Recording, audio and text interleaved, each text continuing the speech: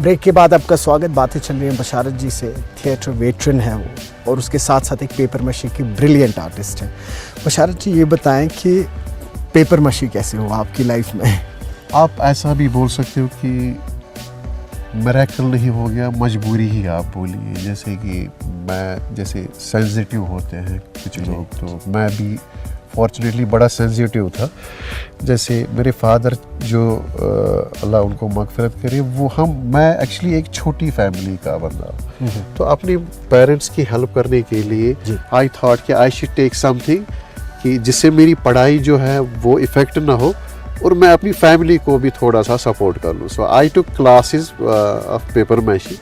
वहीं पे अपने बाप से ही और भी एक बंदा था जिससे मैंने पेपर मैशी सीखी है। तो बेसिक मेरा ये इंस्टिंक्ट था कि मैं अपनी फैमिली को हेल्प करूं।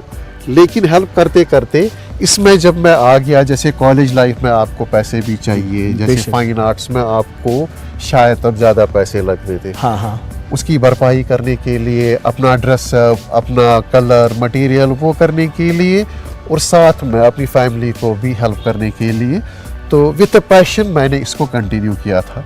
तो आपके वालिद साहब जो थे वो करते थे पेपर मैशी? वो पेपर मैशी करते थे, लेकिन वो बिल्कुल अपने हद में रहे। जो ट्रेडिशनल एक पेपर मैशी हुआ करती थी तो उसी के हद में वो रहे। तो इनिशियली मैं भी वही करता था जो इसका ट्रेडिशनली होता था। जैसे अभी मैं जो पेपर मैशी करता हूँ, that is totally out of traditional designing जो हमारे यहाँ पे होते हैं, या जैसे हम बरसों से एक ही पैटर्न का फ्लावर वास जो भी चीज़ें हैं, इनको थोड़ा सा चेंज करके ताकि इंटरनेशनल टेस्ट जो है उसको टच आप करेंगे। तो मेरा ये शौक है कि ये आर्ट जो है मेरे तक या किसी और के मतलब हद तक ही नहीं रहना चाहिए। It should pass on to next generation. और जो हमारी पुश्तैनी ये जो विरसे में मिली है हमारी, ये हैंडीक्राफ्ट्स का है, इससे अपने आप को एक नेक्स्ट लेवल तक ले जाए और साथ में इस ट्रेडिशन को आप जिंदा रख सकते हो। This is what I am doing right now. जैसे पेपर मैशी ने बहुत कुछ किया मेरे लिए, और मैं ये चाहता हूँ मैं अब थोड़ा सा इस पेपर मैशी के लिए कुछ करूँ, थोड़ा सा इनोवेटिव, इसको किसी और लेवल पे लेके मैं या मेरे जैसे कोई और भी दोस्त लोग होंगे वो इसके लिए कंट्रीब्यूट कर सकते हैं। टीचिंग लाइन में भी जैसे मैं हमेशा, मेरा ये भी, जैसे छोटे बच्चे मेरे साथ काम करते हैं, मैं हमेशा इस बात पे स्ट्रेस देता हूँ कि फाइन आर्ट्स में जो हमारी पेंटिंग है, स्कल्पचर है, उसके साथ साथ हमारा एक ट्रेडिशनल जो रिच सोर्स ऑफ ये है, जैसे बहुत सालों से हमारे ये बैकबोन रहा है यहाँ पे इकोनॉमी का, वो हमारे हैंडीक्राफ्ट्स है। इसमें इतना स्कोप है हमें खुद भी नहीं पता है। जैसे हम हाथ से चीज़ें करते हैं, जैसे अभी कुछ मुल्कों में क्या होता है कि जैसे हम ट्रेडिशनली कोई चीज़ बनाएंगे 100 रुपीज़ 10 रुपये में व्हाटएवर, लेकिन वो चीज़ें मिलती हैं आपको उसी अमाउंट में, you will get more than 1, you may gate 5 out of 10 rupees, ठीक है। लेकिन इंटरनेशनल लेवल पे क्या होता है कि वो बायर आपसे ही लेते हैं, बिकॉज वो आपकी इज्जत करते हैं जब उनको पता चलता है कि इसका प्रोसेस क्या है, पेपर मैशी का है, मतलब हाथ से किया हुआ है, 100% हाथ से ही किया हुआ है। तो मुझे नहीं लगता कि इस चीज़ का कभी ये जो है मार्केट या डिमांड इसकी जो है वो कम हो जाएगी, लेकिन आपको थोड़ा सा you have to be very much innovative. अभी इनोवेशन पे याद आया कि इनोवेशन में आप अब थिएटर डिज़ाइन जो सेट्स भी हैं वो भी डिज़ाइन करते हैं। बचपन से जो आपने क्राफ्ट सीखा एक पेपर मैशी का, फिर कहीं ना कहीं आपने उसको एक कंटेम्प्रेरी टच दिया so that it can reach to the wider audiences. बिल्कुल।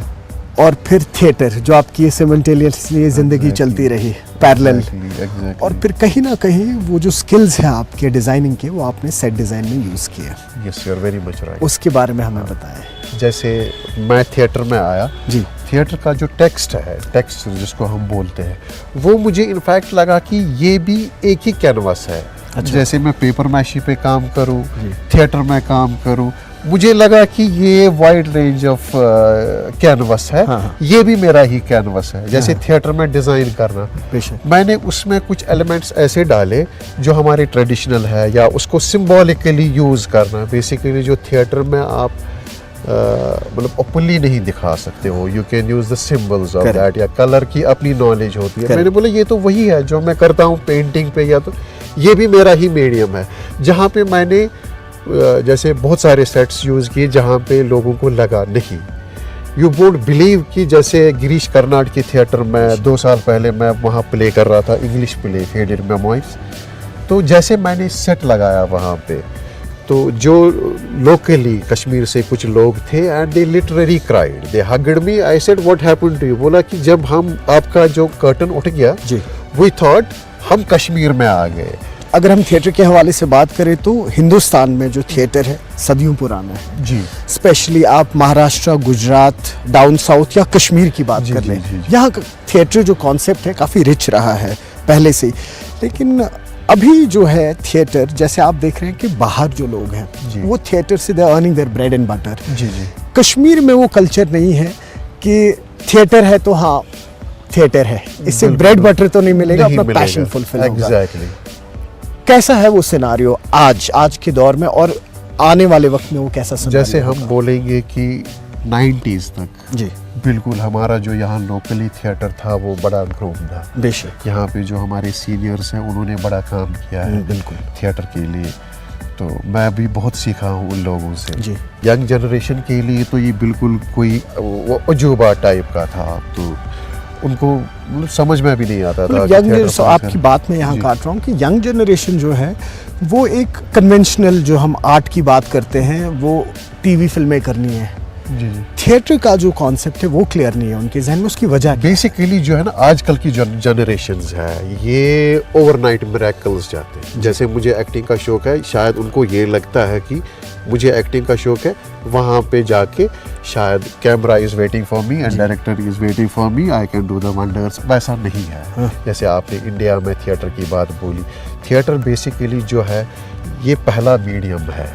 जैसे जब से दुनिया बनी है आप देखो इसकी हज़ारों साल की हिस्ट्री है। जैसे ग्रीक में होता था इनिशियली, ये ट्रेडिशनल चलता गया। जैसे इंडिया में भी, इवन कश्मीर में बाण पत्थर था, वही है मैंने बोला हमारा रिच सोर्स ऑफ ये था, मतलब दैट्स आवर ट्रेडिशनल थिएटर। बाण पत्थर जिसको हम बोलते थे, अभी भी जब हम बाहर ले जाते हैं ग्रुप्स को बाण के लिए तो दे आर गेटिंग फैसिनेटेड, जैसे बाण पत्थर जो। लेकिन हमने मतलब किसी न किसी लेवल पे इस चीज़ के साथ वो नहीं दिखाया अपना इंटरेस्ट। शायद हम बिल्कुल उस नज़रिए से नहीं देखते हैं। जैसे अगर हम बाहर हम मराठा को भी महाराष्ट्र के साइड से प्ले कर रहे हैं, वहाँ के लोग जो है ना अभी भी वो अपने कल्चर को या अपने ट्रेडिशनल थिएटर को जिंदा रखे हुए हैं। जैसे आप कल्चर के लिए कुछ करोगे प्रिजर्व करने के लिए, कल्चर भी आपको वापस देता है। अपने लिए क्या बोलूँ मैं कि मुझे तमीज़ आई है ऊपर वाले की मदद से थिएटर में जाके कि ये अपना ट्रेडिशन क्या है, अपना कल्चर क्या है, and traditionally and culturally we are very rich. That's true. यहाँ पे हम एक छोटा सा ब्रेक लेंगे, गुफ्तगू जारी रहेगी।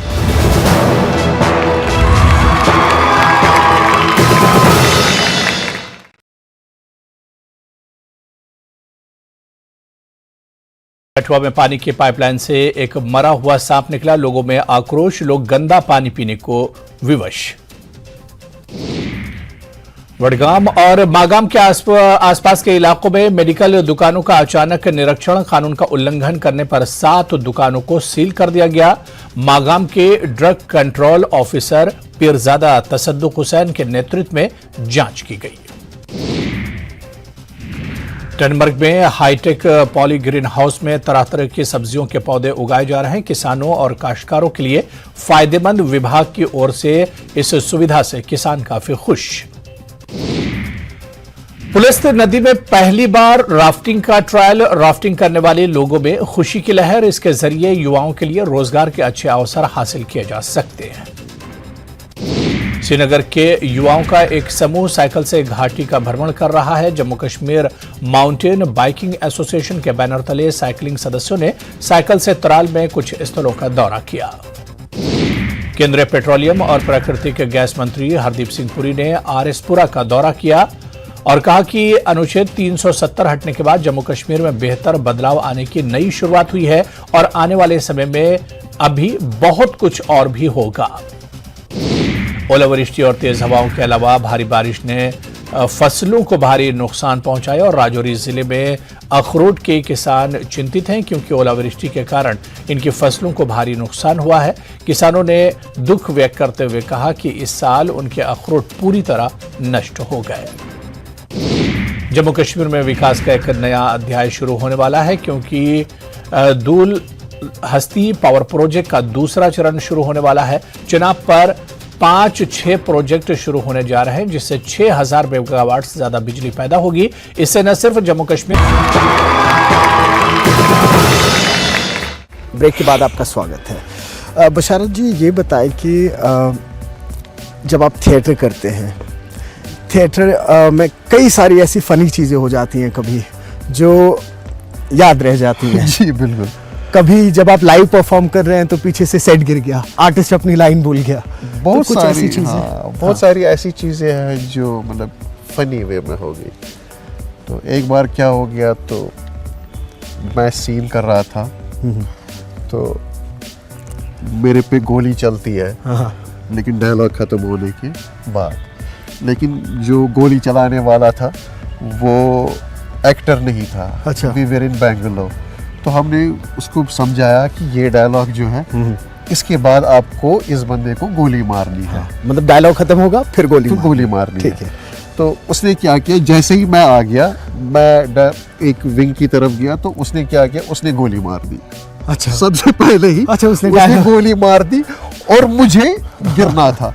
जो मेरा को एक्टर था उसके भी डायलॉग रह गए। He was waiting for the Q word, उसको भी नहीं मिला। वो आया इधर और वो रो रहा था।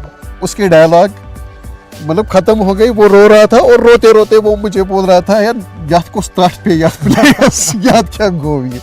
कभी सोचा नहीं आपने एनएसडी को लेके कि एनएसडी कभी ज्वाइन करेंगे या एक कहते हैं फॉर्मल एजुकेशन लेंगे थिएटर को लेके?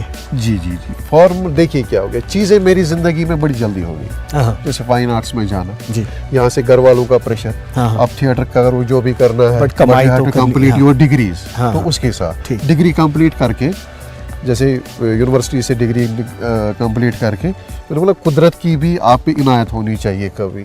जैसे वहाँ से निकल के I got appointed in Burn Hall school. जी। जैसे मैं बड़ा पैशनेट था, मैं हमेशा बोलता था पापा मैं इसको छोड़ूंगी। बोला तेल क्या शिकार से बगा से न्याबर पार नहीं जो बुनिया नवीनी को असल नौकरी, इसको मत छोड़ो, आप कैरी ऑन करो इस नौकरी। एक सेफ ऑप्शन रख लो। सेफ ऑप्शन रख लो, क्योंकि बड़ों की नसीहतें या बड़ों की बातें हमेशा आप लोगों की मतलब हमारी जिंदगी में बड़ा अहम रोल प्ले करती है। लेकिन स्टिल आई एम ट्राइंग कि थिएटर में मतलब अच्छा करूं। तो ये अक्सर देखा गया है, जो थिएटर वाले लोग हैं जी और जो फिल्म वाले लोग हैं जी, इनकी आपस में बनती नहीं है। ऐसी कोई वजह? नहीं, ऐसा नहीं है। जैसे बेसिकली क्या है, थिएटर वाले को एक अपनी जो उसकी ड्यू रिस्पेक्ट होती है वो उसको मिलती है। लेकिन क्या है कि वो थोड़ा बारीक बीनी से देखता है चीज़ों को। जैसे फिल्म वाला जो है उसका जो माइंड सेटअप होता है दैट्स कमर्शियल, वो कमर्शियली चीज़ों को देखता है। और ये जो थिएटर वाला है ये 100% कमर्शियली नहीं देखता है। आप देखो, जैसे हम नसीरुद्दीन शाह साहब की बात करेंगे, वो फिल्मों में क्यों आया? जैसे बहुत कम लोगों को ये पता होगी कि वो कमाने के लिए आया ताकि मैं अपने थिएटर को कुछ दूं, मैं अपना थिएटर कंटिन्यू करूं। वो फिल्मों में इसलिए आया इनिशियली। तो ऐसी भी चीज़ें होती हैं। बेशक। तो आर्ट फॉर्म का और कमर्शियल फॉर्म का थोड़ा बहुत टसल रहता ही है। हम नहीं बोलेंगे ऐसा कि नहीं, टसलिंग इस लेवल तक है कि बनती नहीं है, बनती है। तो लेकिन थोड़ा ये होता है clash of ideas are there. जाते जाते हम आपसे सवाल पूछना चाहते हैं कि कहाँ देख रहे हैं आप बशारत थिएटर को, कश्मीर में स्पेशली कहाँ देख रहे हैं आप? तो इंशाल्लाह आई एम क्वाइट होपफुल कि यहाँ पे हो जाएगा। अभी जो हमारी यंग जनरेशन है उनको अब इन चीज़ों का पता चला, क्योंकि आजकल आप हमारे हाथ में मोबाइल फ़ोन्स है या टीवी के वसादत से, या उनको लगता है कि थिएटर इज़ समथिंग। जैसे एक्ट करना, इट्स नॉट लाइक आप निकले तो आप एक्टर बन गए। आप सिखा रहे हैं किसी को? मैं अभी स्कूल लेवल पे सिखाता हूँ, जैसे स्कूल में। और जैसे मैंने बोला कि मैं डायरेक्शन में आ गया, तो luckily last year I got best direction, जो मेरा सबसे पहला प्ले था, अर्ज़काल, दैट वाज रिटन बाय याकूब दिलकश साहब। और यूनिवर्सल जो यहाँ पे ये ग्रुप है, उन्होंने मुझे हायर किया था as director, universal youth club. Okay. तो उनके साथ मैं काम करता हूँ जैसे एज डायरेक्टर। ये टाइम आपको मिलता है कि आप किसी को सिखाओ, ऐसे बोलना है, ऐसे चलना है। तो प्रोफेशनली यहाँ से जर्नी स्टार्ट होगी, आप किसी को सिखाओ। देखते हैं ये सफ़र भी हमारा कहाँ पे। तो आपको नहीं लगता जो एक नई एजुकेशन पॉलिसी बनी है उसके तहत जो ये फाइन आर्ट्स में आप एक्टिंग की स्किल्स की बात कर लें, theatre direction, theatre writing, set designing के हवाले से बात कर लें, कहीं ना कहीं इनको वो कोर्सेज में इनकलकेट करना चाहिए जी from the childhood, so that बच्चा जो है वो तब से ग्रूम होना शुरू हो। देखिए, हम अभी एजुकेशन पॉलिसी की जो बात करेंगे तो सबसे पहले ये समझ में नहीं आती। जब हम छोटे थे, I was in class 6th जी, प्रॉपरली हमारे स्कूल्स में एक आर्ट टीचर हुआ करता था जी, एक ड्रामेटिस्ट होता था। हाँ, तो दुनिया आगे चलती है तो हम शायद पीछे गए। तो गवर्नमेंट ने क्या किया, एकदम से ये चीज़ें अपने सिलेबस से निकाली। मतलब अभी आप देखो, जैसे गवर्नमेंट लेवल पे किसी स्कूल में आर्ट टीचर नहीं है, कोई ड्रामेटिस्ट नहीं है, कोई म्यूजिशियन नहीं है। तो हाउ कैन यू इमेजिन कि एक छोटे बच्चे को आप लो लेवल पे सिखाओगे? मतलब कहीं ना कहीं शायद बच्चों को थॉमस एडिसन के बारे में पता होगा, but they don't know who Stanislavski is, who Chekhov was और हु शेक्सपियर वाज। एग्जैक्टली। जो अभी गांव में है, दूर दराज गांव में है, उनका आर्ट, उनका स्किल बहुत बेहतरीन आर्ट, बहुत बेहतरीन है। जैसे मैंने बहुत बार वर्कशॉप्स भी किया है, मतलब यू वोंट बिलीव कि कैसे फाइन आर्ट्स मैंने देखी लो लेवल पे, छोटे छोटे सरकारी स्कूल में पढ़ते हुए, लेकिन उनको कौन लाएगा सामने? आप तो उसको वहीं पे किल करते हो ना। एजुकेशन पॉलिसी उस हद तक अच्छी नहीं है जब तक कि आप ऐसी चीज़ें नहीं लाओगे। आप बच्चे को वही बुक दोगे, आप इतना पैसा खर्च कर रहे हो एजुकेशन पॉलिसी पे, फ्री एजुकेशन है। ये चीज़ें लाने से जो हमारा ये जो विजन है, ये बच्चे का मतलब दब जाता है। एक टिपिकल सा बच्चा जो मैंने आज से 30 साल पहले 10th का बच्चा देखा है, शायद आज भी वही एक छोटा बच्चा जो है, उसकी पर्सनैलिटी भी वैसे ही दब जाएगी। बशारत, आखिरी में बस एक चाहेंगे कि न्यूज़ 18 के देखने वालों को एक मैसेज दे दें आप, जो यही बच्चे हैं कहीं ना कहीं जो थिएटर की तरफ आना चाहते हैं, नहीं आ पा रहे हैं बहुत सारी परेशानियों की वजह से। आपका मैसेज क्या रहेगा उन व्यूअर्स के लिए? जी, तो मुझे लगता है काउंसलिंग की बात आ गई यहाँ पे। तो आई ऑलवेज थिंक कि बच्चों को काउंसलिंग की ज़रूरत नहीं है, काउंसलिंग की ज़रूरत है तो पेरेंट्स को, क्योंकि अपने बच्चों को मतलब मेडिकल, नॉन मेडिकल या और भी कुछ स्ट्रीम्स है वहाँ तक ही महदूद मत रखिए। अपने बच्चे को किल मत कीजिए, उसका शौक देख के उस बच्चे को ग्रूम करिए। Thank you so much, it was wonderful talking to you. Thank you so much sir. तो बातों का सिलसिला तो चलता रहेगा, इतना बड़ा और वसी फील्ड है थिएटर का, तो ये तो कभी ख़त्म ही नहीं हो सकता। फाइन आर्ट्स का भी मतलब ये एक ही फॉर्म। आपने वक्त दिया उसके लिए बहुत शुक्रिया। आपका भी बहुत बहुत शुक्रिया। आप थिएटर में फले फूले और जो आने वाली जनरेशन्स हैं उनमें प्लीज़ ये शौक जो है ये बढ़ाएं और इनको जिंदा रखें। शुक्रिया, शुक्रिया।